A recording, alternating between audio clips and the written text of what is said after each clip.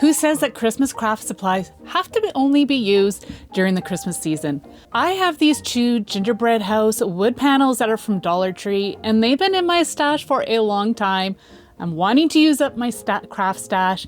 So today I'm going to be sharing a really cool idea that I've come up with that I'm so excited to share with you. You don't want to miss out on this one. Hey there, it's Donna. I'm so happy to have you joining me today. Let's get crafting.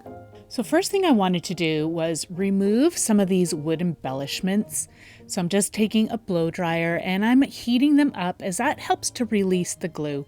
I'm also going to be using a metal paint palette knife or a metal spatula. Either one would work really well. You just needed something thin to get underneath to help pop and release the adhesive and release that wood piece. Now, some of the pieces may be left behind, but that is okay because this part of this wood panel is actually going to end up on the inside of our project. So I've removed all of those embellishments. Just going to cut off the tags, getting rid of that string. I didn't bother removing that snow line that's on the roof. That can stay in place, but I needed to remove all those other wood embellishments because as you can see, I am going to be cutting through to create a door. And I'm also going to be cutting some pieces out for windows. And those wood embellishments were getting in my way. So I've got a craft mat and a sharp craft knife along with a metal ruler. And I'm just cutting through this piece until those pieces release. Now, if you've got a laser cutting machine, I highly recommend that you use that. I'm not sure if a Cricut Maker will cut through this or not. If you know, then please let us all know down in the comments section. So I'm just going to go ahead and continue to cut out all my windows, and then I will show you what that looks like.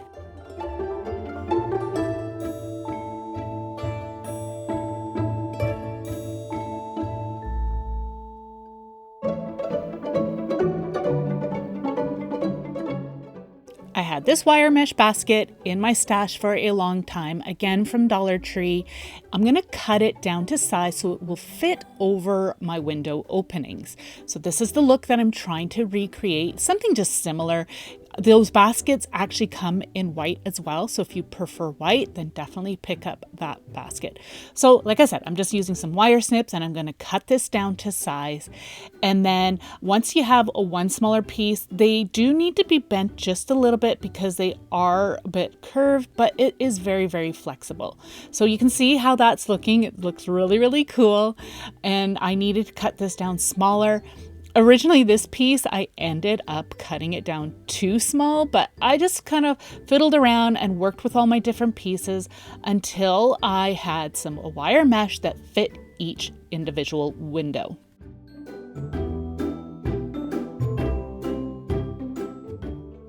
I'm just going to use my hot glue gun and hot glue just to adhere these pieces into place. I went around the window as you saw me doing there, and then I'm just going to press this into the glue, and I'm going to allow that to set up a bit. You do want to press it down a little bit just to help secure it. And now I'm going to go over top again. That will help to really secure that wire mesh into place over top of each window. So again, that backside there, that is going to all be on the inside. This here at the front is what you're going to be seeing on the exterior. I'm going to be using some modeling paste. I want to create kind of like a textured finish. If you look at some pictures of some country garden cottages, you will see that they are either made of stone or there's like a plaster that's over them. I decided I'm going to use this modeling paste to create a plaster look.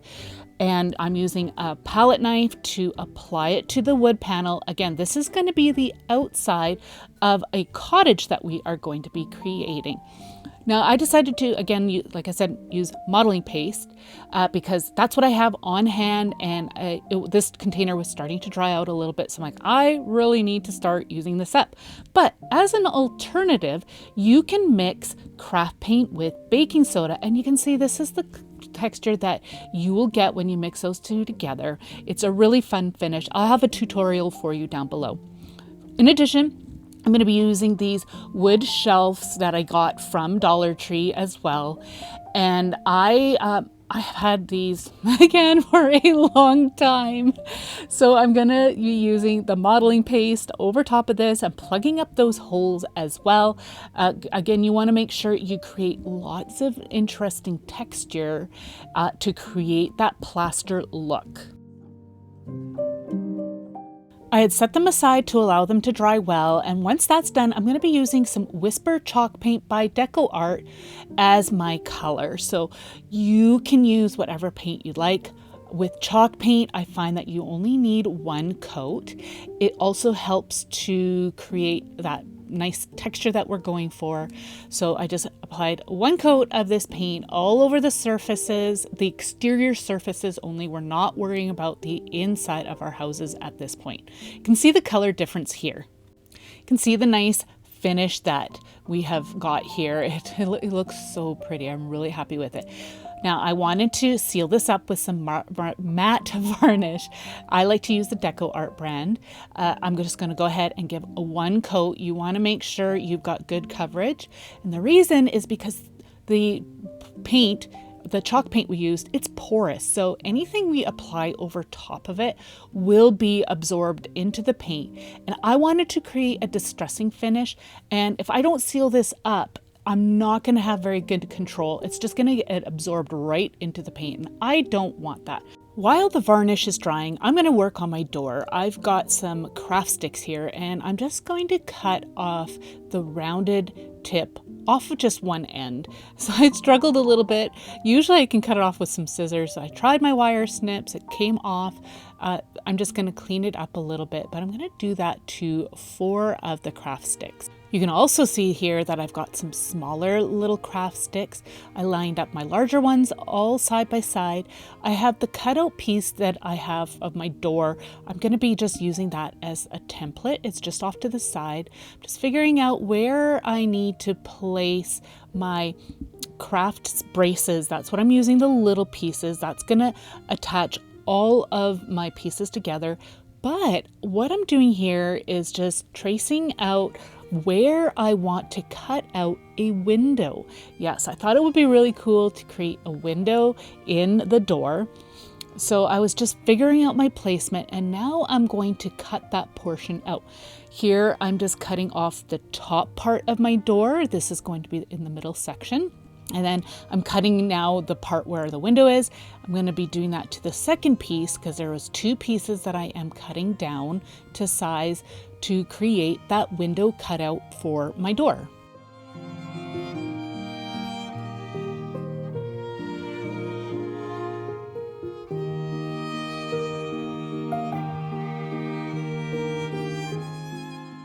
So I'm using my wood cut or door cutout as my base just to figure out where I need to place my little bracing pieces, those little mini craft sticks. I just got those from my local craft store. And then I'm going to now just make sure that the top 2 middle pieces are going to be trimmed down evenly. And then I'm going to be putting those into place.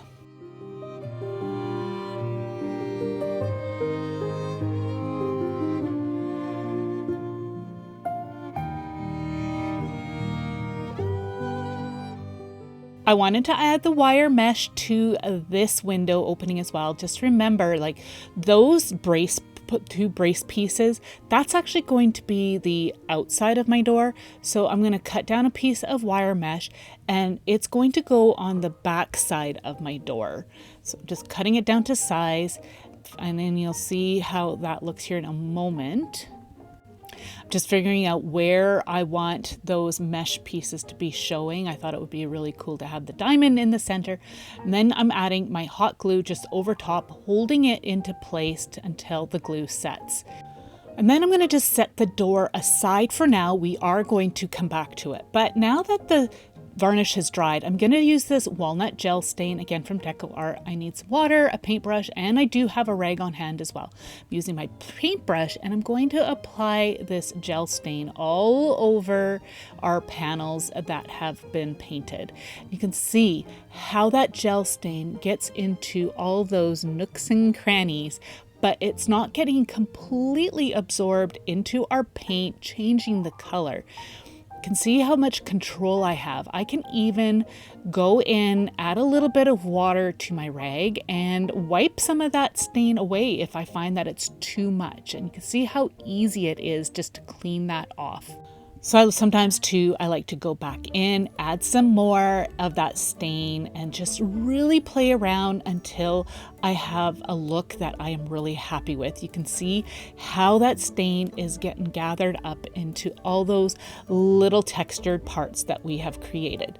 I've got all of my panels done. I allowed them all to dry really well and I love how it looks. So now we're going to start to put the door into place, but I discovered because of the wire mesh, I need to add some bracing to the backside as well, because if I put my window in place, you'll see it's tippy because of it's just not flat on the backside. So I needed to create some bracing just to prevent it from tipping back and forth. You can see now I added those few craft sticks and it's so much better.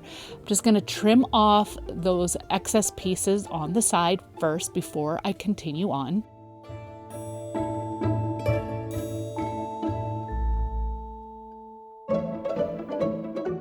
Now I can start to glue some of those pieces onto the back side of our door so it sits flat against our house wood panel. I'm going to glue one of my little mini craft sticks to the top of the door, and then I'm going to glue a few more, and sometimes I have to lay it on top of the house panel just to make sure I've got my placement correct. Because right now, as it is, our door, as you can see, is too long. So here I'm just trying to figure out where I need one more. So what I decided to do was trim off the bottom. So I just used my pencil just to outline where the bottom of our door needs to be trimmed off. And I'm going to go ahead and either use my wire snips or you can use some junky scissors. And again, trimming off any of the excess bits around the edge.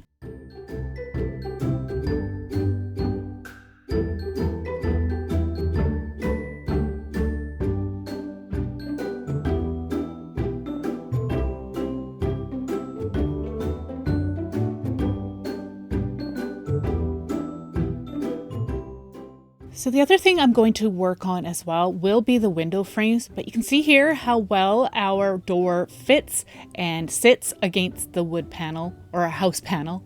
Here I've got some craft sticks and I'm going to just outline each of the window frame with the different sizes that I have. I decided to go with a thicker piece on the top and some thinner ones on the sides and the bottom of our window frame. I'm going to just trim off the rounded ends of each of the craft sticks. Now you can just use regular craft sticks. Another option would be to use some bamboo skewers if you can't get your hands on craft sticks like these.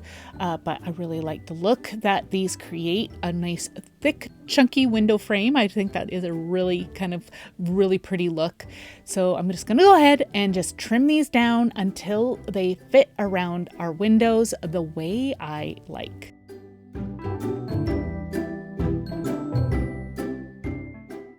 So once you have your window frame pieces all done, I'm going to give each piece a coat of the gel stain again. I'm using the same gel stain that I used to create my distressing, just applying it to the wood, wiping it off with a rag, and you can see the color difference there. So I did lay down my window frame pieces to each window that I cut them out to, so then I knew exactly which pieces went where, because otherwise you'll just get lost and confused. I also did the door, and I'm going to create a top piece for our door. I just thought it would finish it off a little bit nicer. And I do end up adding more of a frame around the door, which I will be showing you a little bit later, but I didn't discover I needed to do that until a little bit later. But in the meantime, I'm just going to just go ahead and create this top frame for our door. I thought the two little pieces just would add some really nice dimension. You can see that here. And I'm just using my hot glue to adhere all the pieces together.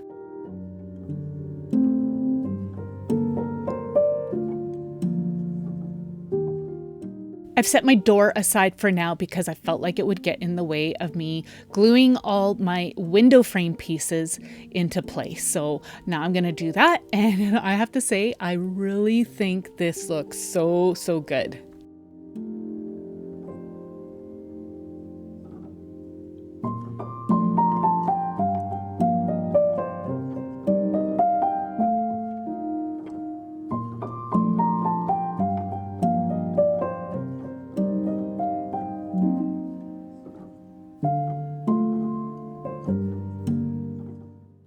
So as I was starting to work on this last window frame, I discovered that my pieces weren't long enough, so it didn't stretch out across the window as I had hoped. So I needed to take two pieces and I cut them in half. I know it may not make sense, but then once I had them cut in half, I was able to have a long enough piece to go across. Yes, there's a seam in the middle, but I'm going to be covering that up, so you're not even going to see that. I actually had thought of another idea.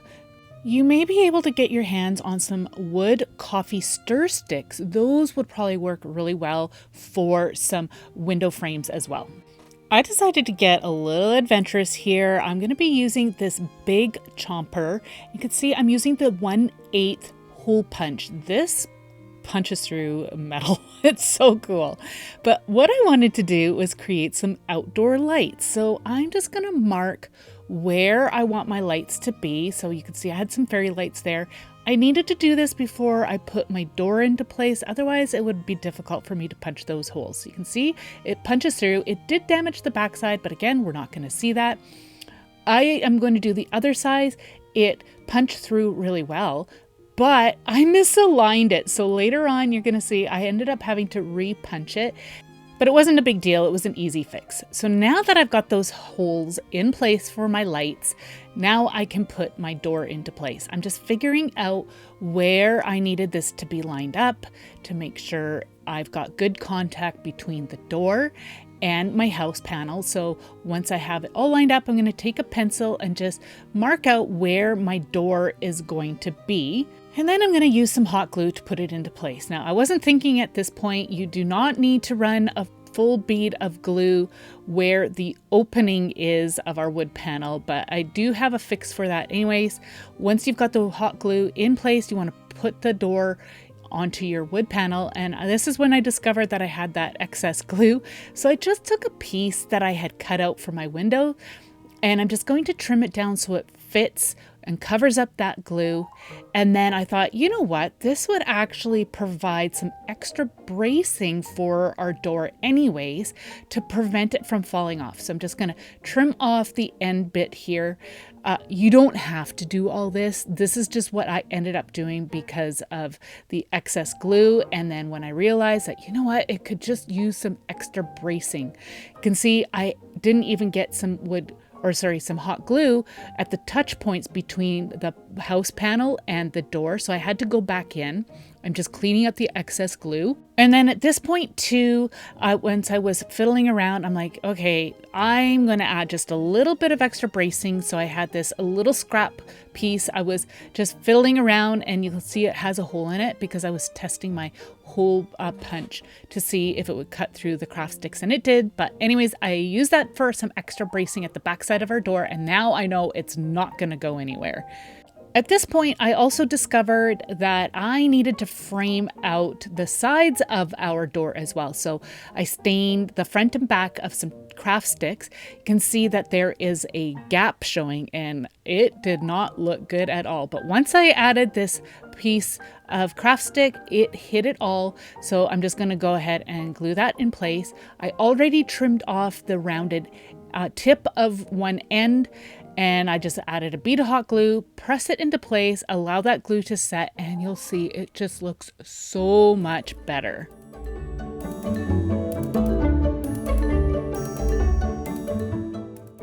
So now I'm just going to cut off the other two ends of these craft sticks. I don't know why I was struggling so much with either my wire cutters or my scissors, but one moment they would work one time, next moment they wouldn't work for me. I don't know. Anywho, I needed to add some craft sticks to make that sides even with that snow piece that still remains. I didn't bother removing the snow peak because I found in the past when I did that, it weakened the integrity of the top of our roof line. So I just left that in place. But a reason why I'm adding these craft sticks on the edge, again, like I said, I needed it to be even. When I go to add my walls, it will have a gap if I did not add these craft sticks. So here are my wood panels for the sides and creating my wall. And now it fits nice and flush against the back side of our house panel. It is a really easy, simple solution. I didn't mention, I ended up trimming the craft stick on an angle so it fit right up against that snow trim. I added a bead of hot glue and I'm pressing my wood panel into place to create my wall. And you want to make sure it is as straight as possible. And I'm adding an extra bit of hot glue to the inside of the seam. And this hot glue works really, really well for this. So next I'm going to add my other panel and I put that into place same way as before. Now I'm going to add the back side of our house. So I'm just going to kind of make sure it is all ready to go. And I'm going to add my hot glue, press my panel into place. I'm going to hold it and set it. You don't have a whole lot of time here. So you want to make sure that all the edges are nice and flush with each other. I hope this is all making sense. I have some other tutorials on how I created cabins in the same or similar ways. I'm going to have links to those tutorials for you down in the video description below. So it's all coming together really nicely. Now it's time to work on our roof. I'm using some cardboard pieces. I do have some other ways you can create a roof in those other videos, but I'm trying something different here. I'm just going to use some cardboard and I'm cutting 2 panels out. And as you can see, I have some flaps that I am creating on each end of our cardboard because I want this to fit on the inside of our roof line. And I needed a spot for me to add glue so that there was a touch point between the cardboard and our wood panel, just like you may see me doing here. Now I ended up trimming off some excess here, but I actually shouldn't have because I end up having to go in later on and adding an extra piece because I didn't cut things down properly. But anyways, I cut down a second piece of cardboard the same way I did my first one. I'm just going to trim off a corner on just one end, and that will help us to butt the pieces up together without them conflicting with each other. Once you have your cardboard pieces cut out, you can then start to adhere them. I'm adding some, again, hot glue, and I'm putting one flap into that hot glue and pressing it into place, making sure things are lined up. If it's not absolutely perfect, that is okay because we are going to be covering this up anyway, so you're not going to see it. Just so you know too, I am using a sturdy piece of cardboard. It's just packaging from some, I think they were like some fig bars that I had. Anyway, so I just added those 2 cardboard pieces into place, both the same way. And here you'll see I have a gap. I should have plugged up these holes earlier. I don't know why I didn't. So I just sealed those all up and I followed all the same procedures as before. I decided to use this orange acetate. I wanted to create the look of some stained amber glass. So you can see the difference there. I should have done this sooner, so I had a piece of acetate just covering each individual window. But since I didn't do that, I'm like, okay, let's just cut off a corner and put a whole sheet inside so then all of the windows are covered with that acetate. I'm adding some hot glue to any of the touch points between the wood panel, the inside of our house, and the acetate. Quickly working here, putting the acetate into place, and then I'm going to push it down into the hot glue and allowing it to set. I'm just using a smaller piece of this acetate to cover the back window. And now I'm just going to trim off any of the excess, but you can see that there is a slight amber color coming through, and I really think that looks so good and makes those windows look more authentic. You can see I added a piece of cardboard already to cover up that peak so there was no empty hole.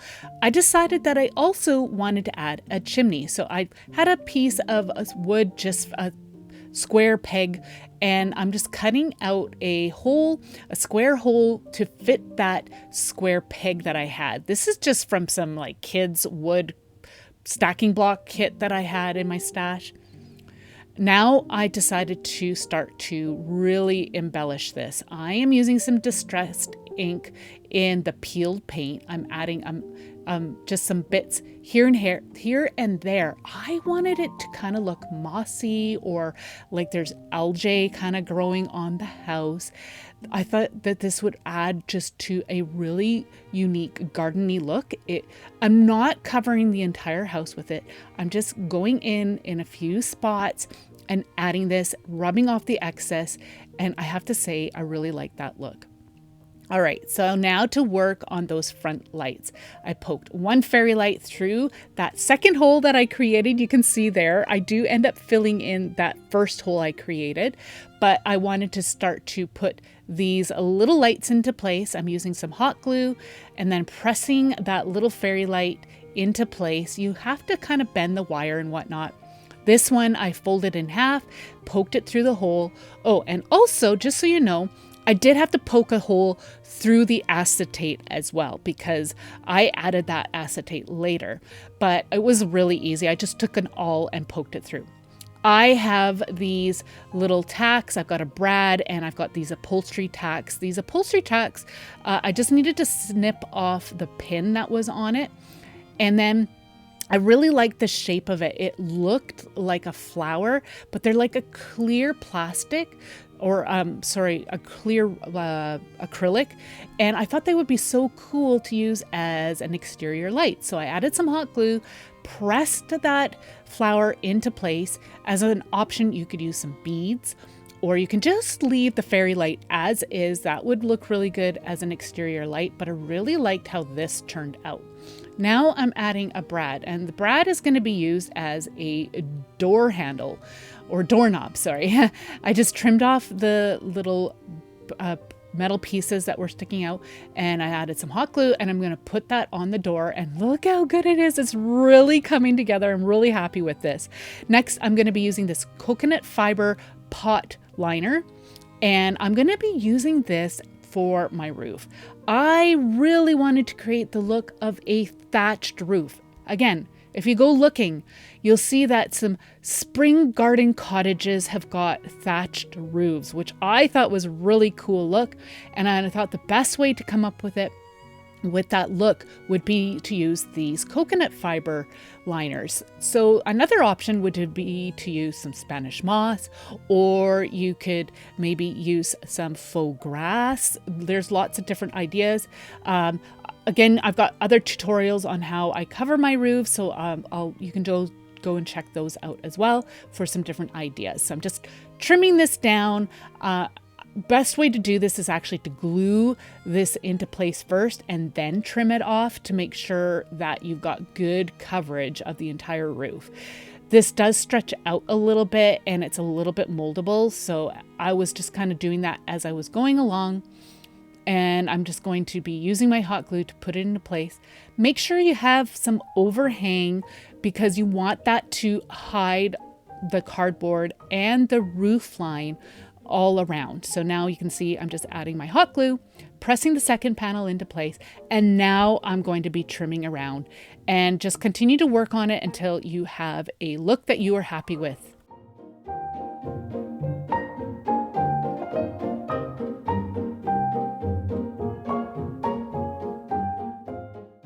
Again, if you look at some cottages, you'll see that they have an extra piece of thatching that goes over the peak. So I'm just going to cover my peak with an extra piece here. I just had to trim it down.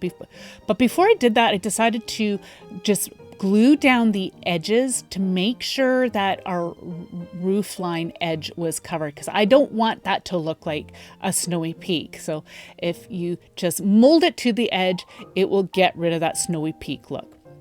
I just remembered I needed to cut out the hole for my chimney, so I'm just working on that right now. It did take a little bit of work, but I just have to keep playing around until you can get that wood peg into place. Another option would be to use a branch in there, in that hole. You don't have to use a square peg, just use whatever will fit.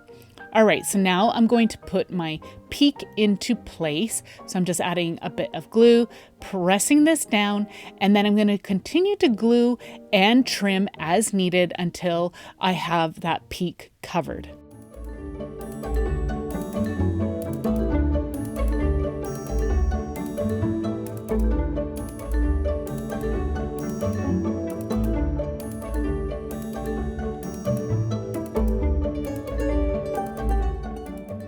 I'm also going to go ahead and just trim off the ends and then kind of mold it to fit around the top of the peak here as well. And going in and adding some hot glue there to help me mold it to the roof line.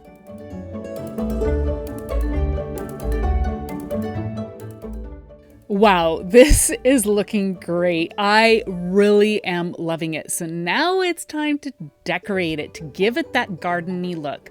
I've got a bunch of assorted little scraps of florals. I also have these faux moss stones that I picked up from my local dollar store.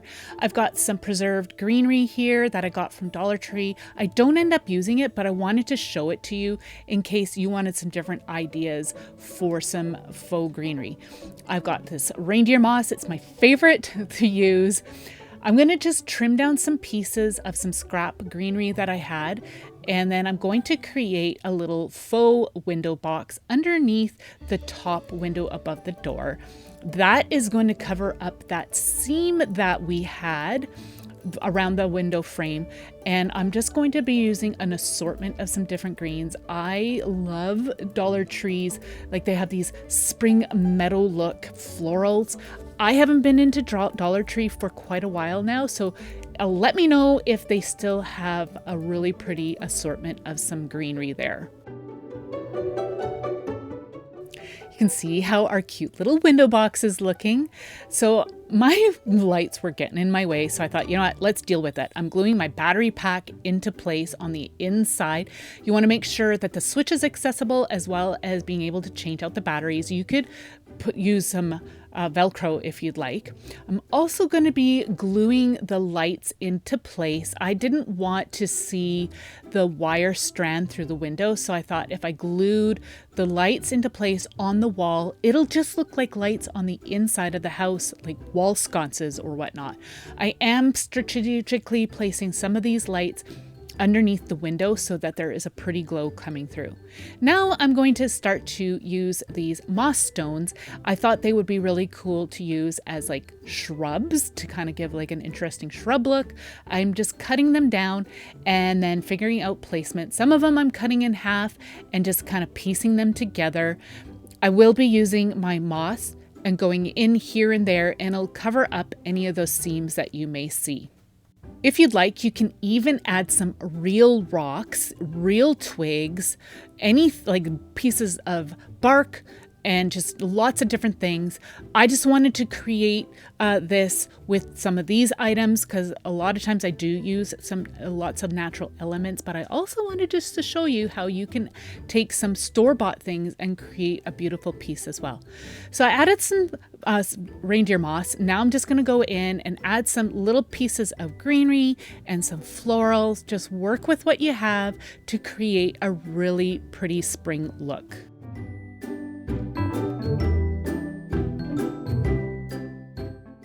I'm loving how this is looking so far. It looks so beautiful. Now I'm going to work on the sides and the back of our house. Just the same thing, just adding some different elements to create a garden-y look.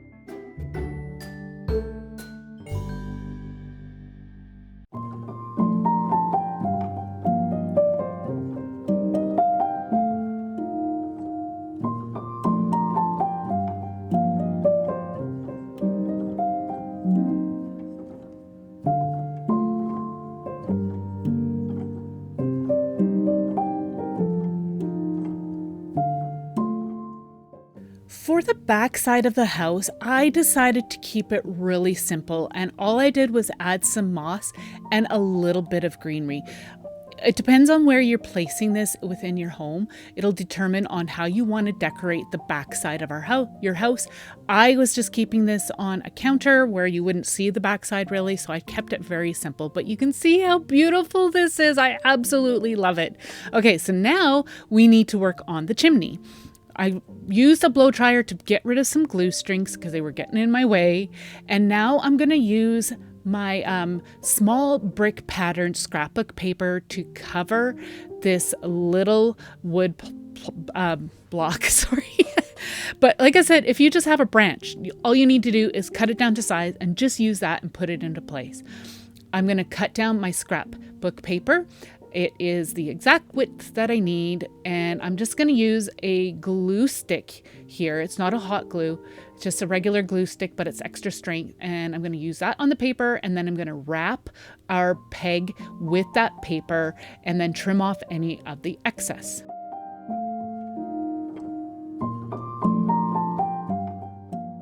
I decided to use frayed burlap distress ink to just age the chimney a little bit. It was a little too stark white and didn't really go with our cottage very well. So I'm just going to add a little bit of color here and there just to dull that white down a little bit. And I have to say it looks so much better. You can see how much better that looks. So I'm going to press it into the hole that we created. And I'm going to use hot glue to help adhere it. You do want to put it into place, and then I'm going to add some hot glue to the backside and around. And don't worry, you're not going to see the glue when we're done because I am going to add a touch of moss, but you want to hold it in place while the glue sets. And then I'm going to add some hot glue to the inside around the peg as well.